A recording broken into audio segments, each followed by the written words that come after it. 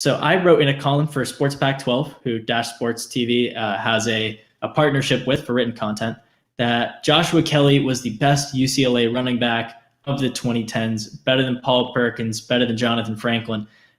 Both guys who admittedly are a bit before my time as someone who is interested and engaged in UCLA, but I did my research, watched some old highlights, and really just weighed everything and found that Kelley, in the 2 years and 22 games that he was at UCLA, did so much for the program, even if it didn't show up in the win column.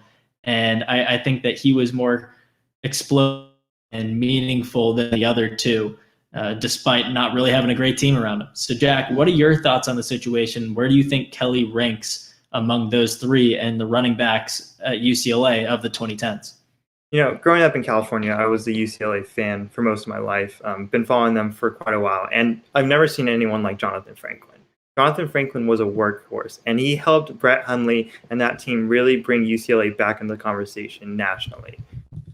There were times, yes, where he maybe struggled a little bit, but there were most games he was out there. He was a workhorse. You can count on him every time. 3rd and 3, hand it off to Johnathan Franklin. 3rd and 3, hand it off to Johnathan Franklin. 3rd and 3, hand it off to Johnathan Franklin, time and time again. Now, Joshua Kelley was good, but like you said, didn't really help within the win column.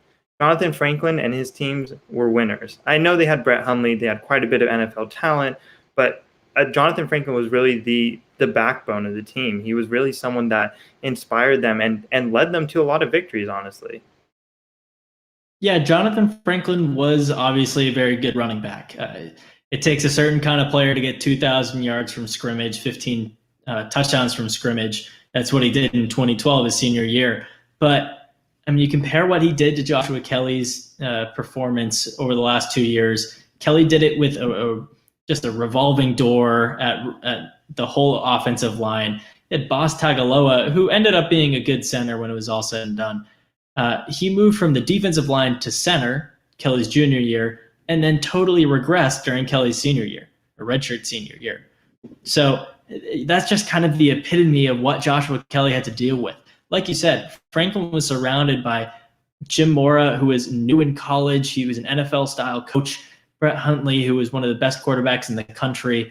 A lot of NFL talent on both sides of the ball. And Franklin did take advantage of that and put up some gaudy stats, of course. But Joshua Kelley was a beacon of hope. UCLA fans over the last 2-3 years have had literally nothing to carry and be proud of.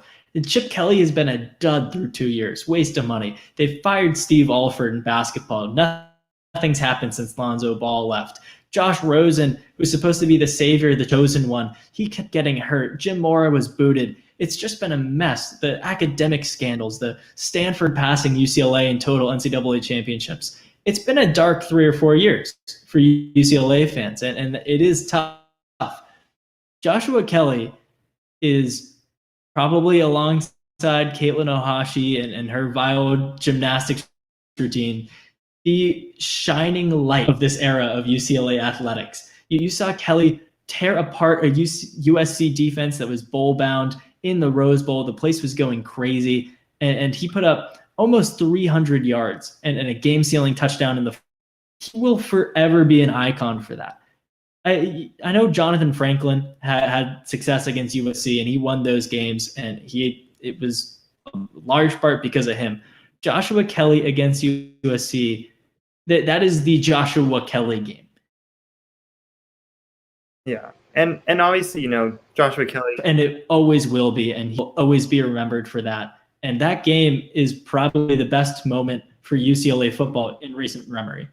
Yeah, and obviously Joshua Kelley, shining beacon. He looked like he was the leader of the team, especially the last year.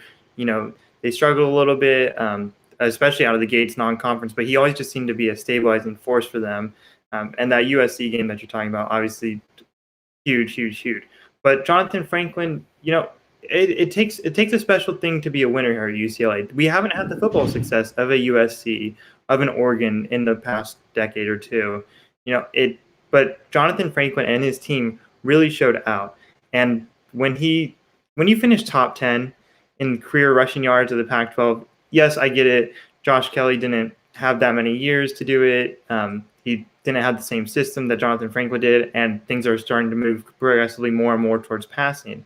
But it's still special when you're top 10 all-time Pac-12 in rushing yards. And yes, he had a lot more attempts than Josh Kelley and Paul Perkins. But, man, Johnathan Franklin, every single time you woke up on a Saturday and saw that he was playing, you just knew something special was going to happen.